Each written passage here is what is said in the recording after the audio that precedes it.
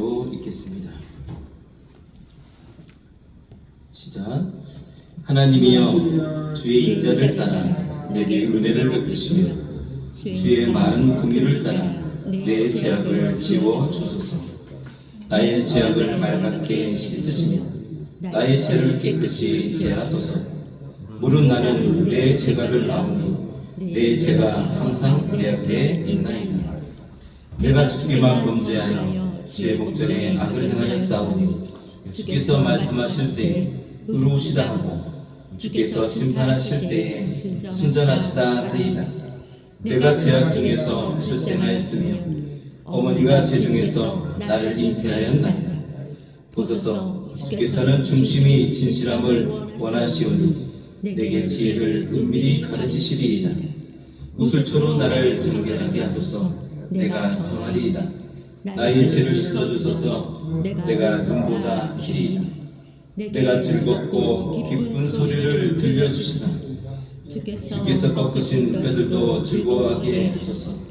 주의 얼굴을 내 죄에서 돌이키시고 내 모든 죄악을 지워주소서. 하나님이여, 내 속에 정한 마음을 창조하시고 내 안에 정직한 영을 새롭게 하소서. 나를 주 앞에서 쫓아내지 마시며 주의 성령을 내게서 거두지 마소서. 주의 구원의 즐거움을 내게 회복시켜 주시고 자원하는 심령을 주사 나를 붙드소서. 그리하면 내가 범죄자에게 주의 도를 가르치리니 죄인들이 주께 돌아오리이다. 하나님이여, 나의 구원이 하나님이여, 피 흘린 죄에서 나를 건지소서. 내 혀가 주의 의를 높이 노래하리이다. 주여, 내 입술을 열어주소서. 내 입이 주를 찬송하여 전파리이다. 주께서는 제사를 기뻐하지 아니하시나니 그렇지 아니하면 내가 드렸을 것이라. 주는 번제를 기뻐하지 아니하시나이다. 하나님께서 구하시는 제사는 상한 심령이라. 하나님이여, 상하고 통회하는 마음을 주께서 멸시하지 아니하시리이다. 주의 은택으로 시온의 선을 행하시고 예루살렘 성을 쌓으소서. 그때에 주께서 의로운 제사와 번제와 온전한 번제를 기뻐하시리니이다. 그때에 그들이 수소를 주의 제단에 드리리이다. 아멘. 할렐루야.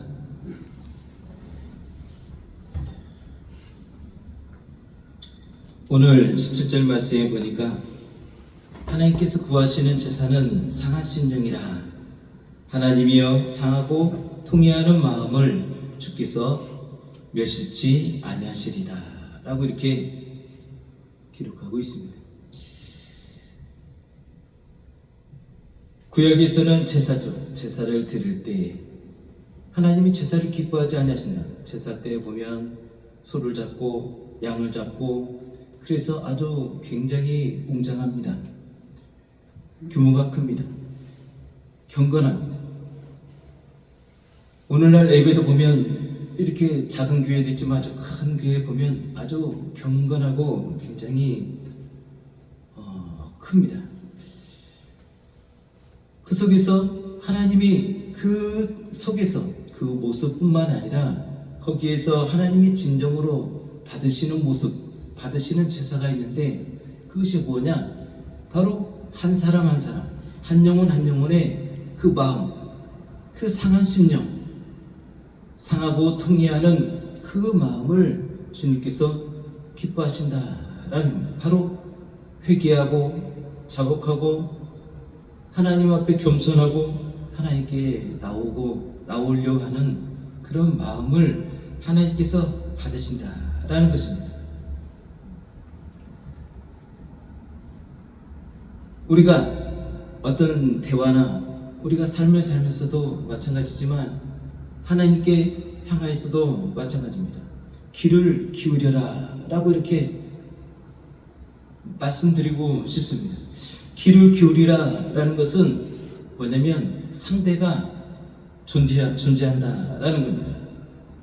상대가 말을 하거나 또 내가 말을 하거나 그 상황 가운데서 귀를 기울여라 라는 것입니다. 귀를 기울이는 것은 비단 말하는 소리, 오고 가는 그 소리만 듣는 것이 아닙니다.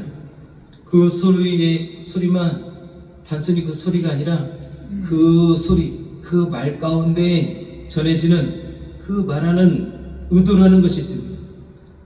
말하는 사람의 마음입니다. 그것을 알아채는 것, 그것을 귀 기울일 때 우리가 들을 수가 있는 거죠.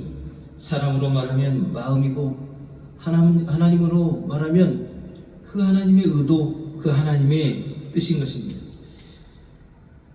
하나님께서 내게 말씀하실 때도 마찬가지지만, 내가 하나님께도 말씀할 때, 내가 하나님 앞에 말할 때, 그래서 이것이 다른 말로 말하면 기도죠. 그 상황 가운데서 귀를 기울여야 우리가 들을 수 있다라는 겁니다. 건성으로 하는 것은, 건성으로 말하는 것은 내가 나중에 무슨 말을 했는지 생각나지도 않습니다. 건성으로 듣는 것은 나중에 돌이켜보면 무슨 말을 했는지 전혀 생각이 나지 않습니다. 마태복음 6장 7절에도 보니까 또 기도할 때에 이방인과 같이 중언부언하지 말라라고 이렇게 말씀하십니다. 바로 그 중언부언이 그렇습니다. 건성으로 하는 겁니다. 귀를 기울이지 않은 것입니다. 우리가 기도할 때 어떻게 합니까? 기도할 때는 이런 원리를 생각하면 우리가 하나님 앞에 아름다운 응답을 받을 수 있을 것입니다. 기도는 먼저는 내가 어떤 마음으로 하느냐, 내가 무언가 필요하다는 거죠. 내가 뭔가 필요하기 때문에 기도를 하는 겁니다. 또 한편으로는 기도라는 것은 내가 내 힘으로 할 수 없을 때 또 우리가 이렇게 기도를 합니다. 그렇다고 보면 기도할 때 우리의 요구는 무엇이냐? 기도의 대상은 당연히 하나님 아버지시죠. 우리의 기도의 요구는 무엇입니까? 하나님께서 나의 기도하는 이 기도의 나의 말에 귀를 기울여 주시기를 바라는 마음입니다. 기도라고 하니까 어떤 형식인 것 같은데 이것을 다른 말로 바꾸면 말하는 겁니다. 내가 하나님 앞에 말하는 거죠. 내가 하나님 앞에 무슨 말을 할 때에 나의 마음은 뭐냐면 하나님께서 나의 말에 귀를 기울여 주시기를 원하는 겁니다. 그렇기 때문에 그럴 때에 내가 그 말할 때, 내가 하나님 앞에 말할 때, 기도할 때 그 말에 나의 마음과 뜻을 실어야 한다라는 것입니다. 주저리 그냥 이렇게 말하는, 형식적으로 말하는 것. 1번은 무엇을 말하고 그 다음에는 무엇을 말하고가 아니라 그 말할 때에 내 마음을 실어야 한다라는 것. 왜냐면 하나님은 살아계시고 그 살아계신 믿음으로 기도하기 때문에, 말하기 때문에 그렇습니다. 건성으로 하는 기도가 되어서는 안 됩니다. 건성으로 말을 해서는 안 됩니다. 들어주시면 좋겠다. 들어주시면 내가 더 잘 믿을 텐데 하나님이 들어주시려나? 라는 그런 마치 하나님을 시험하려는 듯한 그런 믿음 없는 말이 아니라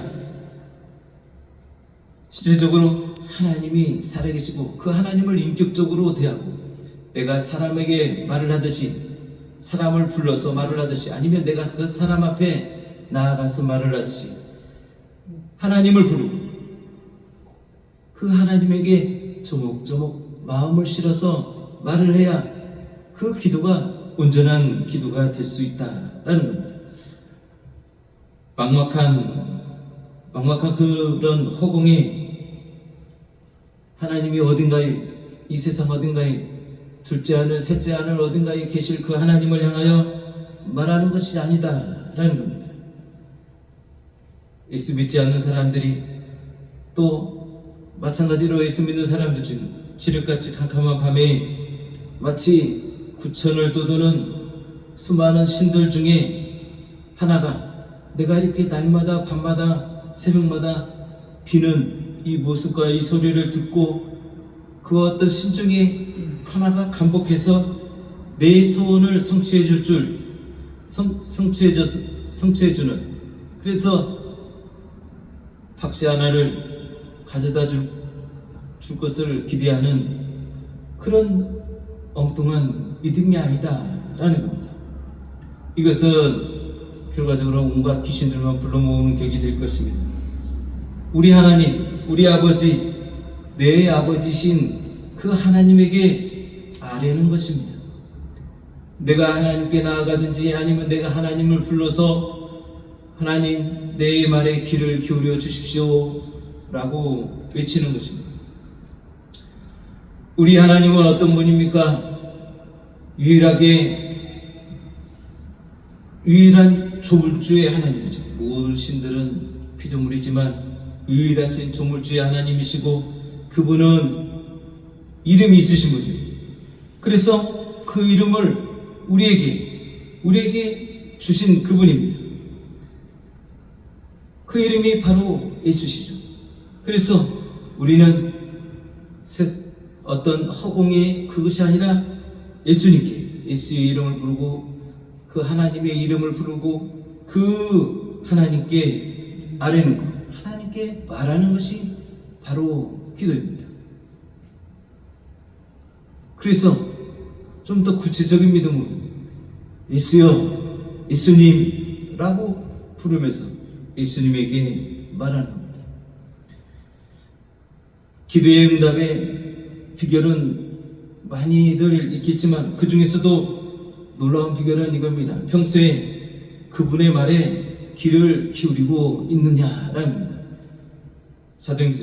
로마서에도 보니까 저희가 평소에는 내 말에 귀를 기울이지 않고 건성으로 들어서 이제는 그들이 아주 위급한 상황에 나를 부르고 내게 나와서 말을 하지만, 내게 기도하지만 나는 그들의 기도를 듣지 않는다 라고 이렇게 말씀하시는 것을 알 수 있습니다. 우리 기도의 응답의 비결은 뭐냐? 평상시에 그분의 음성에 귀를 기울이고 그분의 뜻이 무엇인가 귀를 기울이고 그 말씀을 마음에 담고 내가 행함으로 하나님께 드리는 겁니다. 그러므로 우리는 하나님 아버지의 요구에 귀를 기울여라 라는 것입니다. 신명기 10장 12절에 보니까 이스라엘아 곧 내 하나님 여호와께서 네게 요구하는 것이 무엇이냐 라고 이렇게 말씀하시면서 그 요구하시는 것이 무엇이다라는 것을 기록하고 있습니다.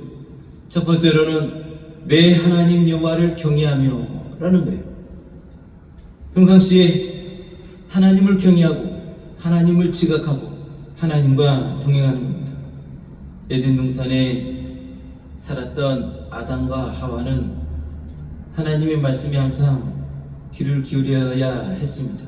특히나 동산 중앙 가운데 있는 선악과는 따먹지 말라. 정령 그 따먹는 날에는, 먹는 날에는 정령 죽으리라.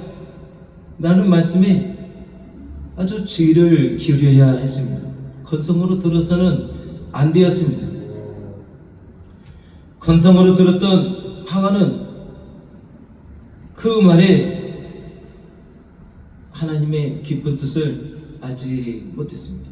그래서 그 유혹에 넘어지고 마는 겁니다. 우리가 삶을 살면서 하나님을 경외하고 하나님을 경외함으로 하나님 말씀에 귀를 기울이면서 한 걸음 한 걸음 걸을 때마다 무슨 일을 행할 때마다 하나님의 말씀에 귀를 기울이고 그 말씀을 떠올린다면 우리가 하나님 뜻대로 우리의 삶을 살아갈 수 있을 것입니다. 근데 우리 실상은 그렇지 못하죠. 하나님의 말씀을 잃어버릴 때도 있고 또 세상의 일에 휩쓸리다 보니까 잠시 망각할 때도 있습니다. 하나님께서 우리에게 말씀하십니다. 내 하나님 여호와를 경외하라 라는 것입니다. 그 다음으로는 모든 도를 행하고 라고 이렇게 말씀하십니다. 마찬가지 이어지는 말씀이지만 하나님의 말씀에 귀를 기울이고 그 하나님의 말씀에 순종이라 라는 말로 바꿀 수도 있을 것 같습니다. 그 다음에는 그를 사랑하며 라고 이렇게 말합니다. 하나님을 사랑하며 라는 것입니다. 우리가 삶 가운데서 이렇게 무시로 성령 가운데서 기도하고 살아가다 보면 좀 놀라운 일이 일어납니다. 내 마음이 항상 하나님을 향하여 있고 그 하나님을 향하여 하나님만 향하여 열린 그 마음으로 해 뜨는 데부터 해 지는 데까지 살아가게 되더라라는 것입니다. 세상에 일이 많죠. 노는 일도 바쁘고 회사에 또 직장에 일하는 일들도 굉장히 많습니다. 근데 그 중에서도 내 마음이 하나님을 향한 마음, 내가 하나님을 사랑하여서 내 마음이 하나님께 향하고 하나님과 동행하는 그런 삶을 산다면 하나님과 하나 되는 그런 삶이 될 것입니다. 우리가 세상에서도 사랑하는 연인이 있으면 그 하루 종일 그 연인을 향한 마음이 떠나지 않는 것을 우리가 경험할 수 있습니다. 마찬가지로 우리가 하나님을 향한 사랑이 그 일을 능히 할 수 있게 만든다라는 겁니다. 어떻게 하루 종일 하나님을 생각하냐라고 생각하겠지만 불가능한 일이 아니다라는 것을 우리가 알 수 있습니다. 경험상으로도 알 수 있습니다. 그 다음으로는 마음을 다하고 성품을 다하여 내 하나님을 섬기고 라고 이렇게 말씀하고 있습니다. 하나님께서 우리에게 요구하시는 그 요구가 바로 이렇습니다. 근데 그 다음 절에 보니까 하나님의 진심이, 하나님의 마음, 하나님의 뜻이 기록되어 있습니다. 뭐라고 써있냐면 내가 오늘날 너의 행복을 위하여 라는 거예요. 내가 오늘날 너의 행복을 위하여 너에게 명하는 여호와의 명령과 규례를 지킬 것이 아니냐라고 이렇게 말합니다. 하나님이 우리에게 규례를 주고 율법을 주고 하신 이유가 우리를 규제하고 통제하고 억압하려고 하는 것이 아니라 너의 행복을 위하여 라는 것입니다. 이것이 하나님의 진심입니다. 하나님께서 요구하는 모든 것들이 하나님께서 받으시고 하나님께서 섬김을 받으시고 그 의도가 아니라 우리에게 행복을 주기 위함이다 라는 겁니다. 그래서 천국이 어떤 곳이냐? 천국은 바로 하나님의 행복으로 영원히 사는 곳이다 라고 이렇게 정의하기도 합니다. 오늘 본문 말씀에 우리의 마음가짐에 대해서 나왔습니다. 하나님이 구하시는 제사는 상한 심령이다. 하나님이여 상하고 동의하는 마음을 주께서 멸시치 아니하시느니라. 우리가 하나님 앞에 나아갈 때 하나님 앞에 나오면 마치 거울에 보이는 내 모습을 보는 것처럼 내 안에 있는 죄가 드러나고 내 안에 있는 죄와 허물의 모습들이 드러나는 것을 우리가 경험할 수 있습니다. 그 마음 가운데서 우리의 마음이 하나님 앞에 통해하고 그 애통하는 마음, 오늘도 내가 하나님 뜻대로 살지 못하겠구나 라는 그런 마음에서 내 마음이 상하였다라는 것을 말합니다. 내가 세상에서 성공하지 못하고 실패했어. 이 속상한 마음이 상한 마음이 아니다 라는 겁니다. 그것이 아니라 하나님 앞에 바로 서지 못하고 하나님 앞에 거룩하지 못한 내 자신의 모습을 보고 애통하고 통회하는 것입니다. 오해가 없으셔. 우리가 보통 우리가 살아가면서 연약함을 깨달을 때는 어떤 문제를 맞닥뜨렸을 때입니다. 인생에 가는 길에 문제나 어떤 문제나 질병이나 이것들이 내 앞에 닥쳤을 때에 좌절하게 되는 겁니다. 보니까 우리 목사님들 중에서도 요새 연세들이 있으셔서 그런지 많이 아픕니다. 어떤 분은 암으로도 돌아가셨고 또 암이 걸리기도 하고 또 암으로 의심되는 아주 위중한 병 가운데 입원 중에 있는 분도 있습니다. 그 속에서 아주 믿음으로 살았지만 순간적으로 좌절을 맛보게 되죠. 그때 하나님의 사람들은 무엇을 하냐? 어떤 마음이냐? 바로 자신의 죄를 떠올리는 거죠. 내가 하나님 앞에 범죄한 것이 무엇인가? 하나님 앞에 그릇 행한 것이 무엇인가? 라고 이렇게 제일 먼저 생각하게 되죠.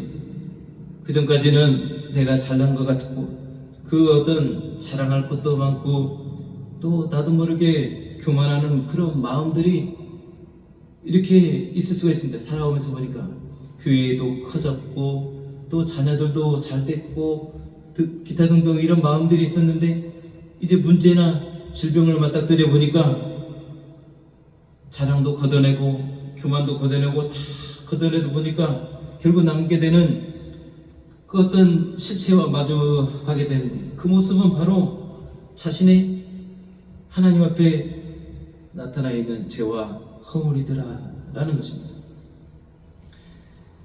그래서 결국 그런데 이것이 정작 이 모습은 어떤 좌절뿐만 아니라 좌절이 아니라 하나님 앞에 은혜라는 것입니다. 하나님의 사람들의 특징입니다. 하나님의 사람들은 그곳에서 영원한 좌절이 아니라 은혜를 맛보게 되는 겁니다. 하나님께서 나로 하여금 이 죄를 깨닫게 하셨고 또 이것으로 하여금 하나님께 나오게 하는구나, 하나님께 돌이키게 하는구나 라는 겁니다. 오늘 본문 말씀의 50편 51편은 다윗이 기록하여 있는데 다윗은 궁정에서의 호화로운 생활 가운데 모든 것을 누리면서 살았습니다. 아주 부족할 것이 없습니다. 세상 사람들은 죄가 되어도 왕은 죄가 되지 않습니다. 그래서 다윗이 기록한 말씀 중에 내가 하나님께만 범죄하여 라고 이렇게 고백하는 장면이 있습니다. 이 시의 배경은, 오늘 이 고백의 배경은 뭐냐면 나단 선지자가 하루는 다윗에게 와서 다윗을 책망하는 그 책망의 소리를 듣고 회개하는 장면입니다. 그가 그 자기의 병사 중에 장군 중에 우리아가 있는데 우리아의 아내 밧세바를 취하고 동침하고 그리고 급기야는 나중에 그 허물이 드러나 그것을 덮어버리기 위해서 그 우리아를 전장에 내몰아서 그 모략으로 죽게 하는 사건이 있었습니다. 그것을 나단 선지자를 통해서 지적하는 것입니다. 지적할 때에 다윗이 교만하지 않고 그 가운데에서 하나님 앞에 그 죄를 깨닫고 고백하는 그런 장면입니다. 하나님 앞에서 발가벗겨져 드러난 자신의 죄와 허물로 괴로워하는 겁니다. 그 괴로워하는 심령, 통회하는 그 심령으로 하나님 앞에서 자신은 이스라엘의 왕이지만 하나님 앞에 종으로서 이렇게 무릎 꿇고 있는 것을 볼 수 있습니다. 그러면서 자신에게 드러난 이 죄를 도말하여 주옵소서라고 이렇게 말합니다. 도말하여 주옵소서라는 말입니다. 그가 건성으로 하는 것이 아니라 그 마음에 애통하는 마음과 통회하는 마음을 안고 하나님 앞에 나가면서 말합니다. 나의 죄악을 맑게 씻기며 깨끗이 하소서라는 겁니다. 자신의 죄를 보니까 생각하면 생각할수록 너무나도 부끄럽고 너무나도 아프고 너무나도 괴롭습니다. 하나님이여 나의 죄를 통말하시고 못으로 덮어주시고 또 씻어주시고 깨끗게 하여 주옵소서라는 겁니다. 급기야는 더 깊이 생각할 때 자기가 생각해 보니까 자신은 원래 엄마의 태에서부터 죄인으로 죄악 중에 태어났습니다 라고 이렇게 고백하는 겁니다. 아주 낮아져서 이제 땅속으로 들어갈 탐입니다. 그러면서 이제는 죄에 대한 그런 두려움이 엄습하고 있습니다. 그래서 그가 말합니다. 우슬초로 나를 정결케 하소서라는, 우슬초라는 것은 뭐냐면 여러분 생각나십니까? 이스라엘 애굽에서 출애굽할 때 마지막 날에 너희는 집에 모여서 양을 먹을 때 양이 피를 내어서 너희 임방과 좌우 문설주에다가 피를 바르라고 했는데 바를 때 바로 이 우슬초로 하는 겁니다. 우슬초로 임방에 바르고 좌우 문설주에다가 이 우슬초로 피를 뿌리는 겁니다. 바로 정결케 하는 그런 해식이에요. 그런 걸 통해서 사망이 그 집을 넘어가는 겁니다.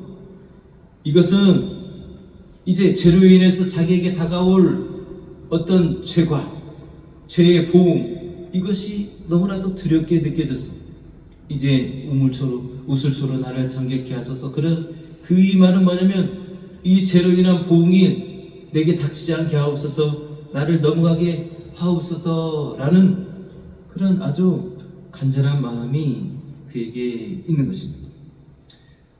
그러면서 이어서 고백하기를 뿐만 아니라 이 죄를 일으키게 한, 죄를 행하게 한 근본적인 것이 바로 내 마음입니다. 내 근본, 내 마음을 새롭게 하여 주소서라고 이렇게 또 하나님 앞에 말하는 것입니다.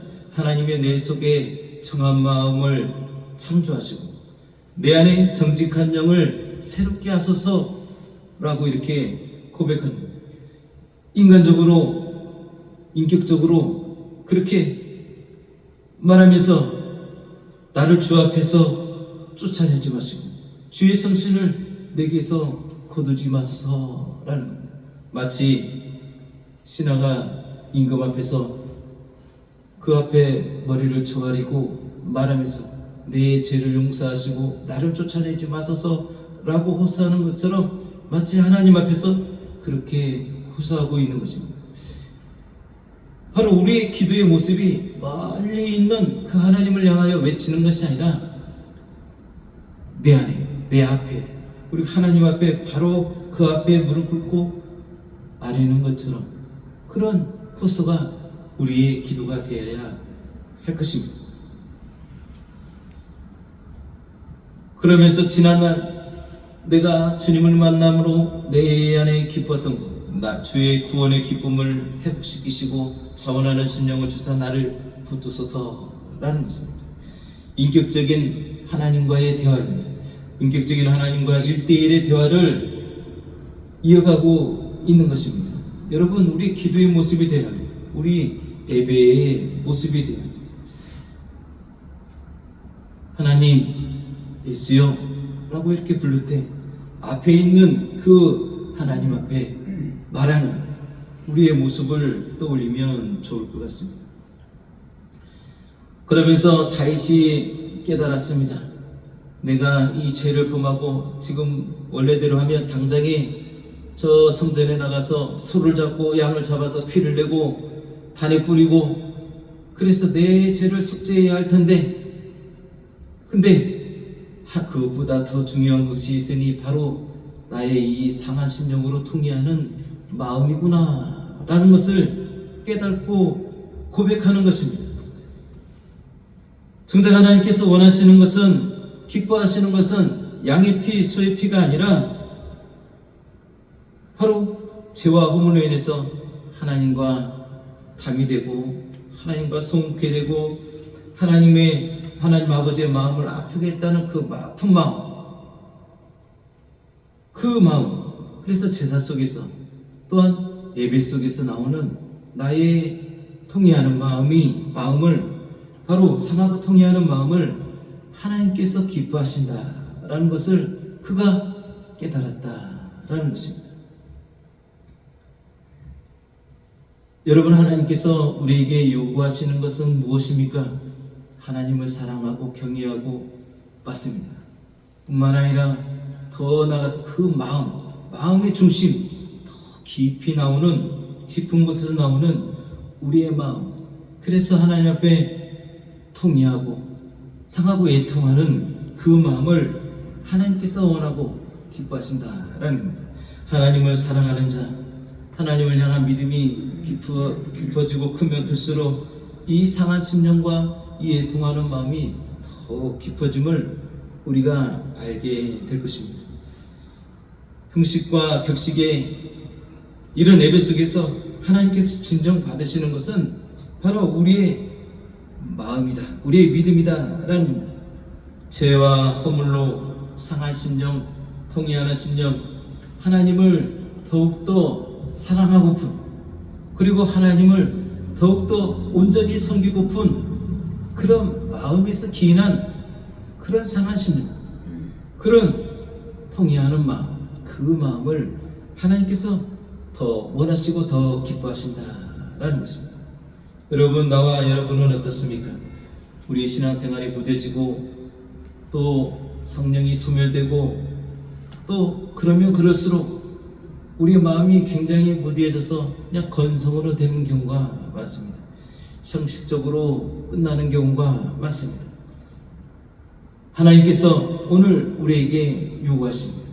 형식 속에서 끝날 것이 아니라 그 마음에, 그 상황, 그 예배 가운데 우리의 마음을 다하라라는 겁니다.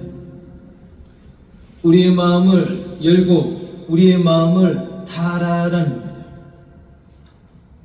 아멘.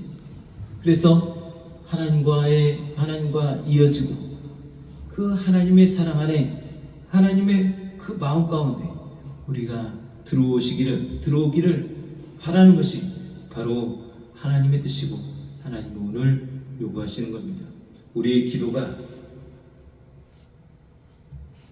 정말 외식하는 것이 아니라 그 하나님을 우리에게 부르고 우리가 하나님 앞에 나아가고, 그래서 하나님과 관계를 좁히고 그 속에서 그 앞에서 우리가 말하는